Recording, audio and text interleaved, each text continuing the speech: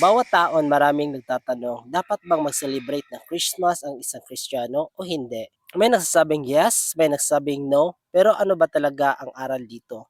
Una, wala sa Biblia ang utos na mag-celebrate ng Christmas. Walang verse na nagsabing December 25 ang kapanganakan ni Jesus Christ. Pero may malinaw na utos na alalahanin natin ang ginagawa ni Kristo at ipangalat ang kanyang kabutihan. In Luke chapter 2 and verse 10 to 11, "Fear not, I bring you good news for great joy. A Savior has been born to you. He is Christ the Lord." Ibig sabihin, ang kapanganakan ni Jesus ay good news worth celebrating.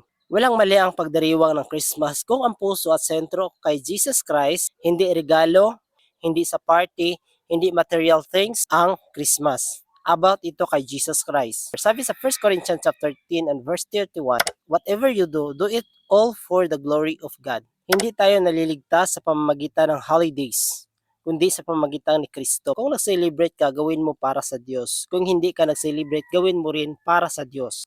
Sabi sa Romans chapter 14 and verse 5 to 6, one person consider one day more sacred.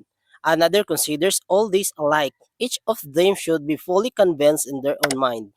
Ano ang aral na makukuha natin dito? Ang tunay na Christmas ay hindi date, kundi declaration. Declaration na may tagapagligtas na dumating para iligtas tayo.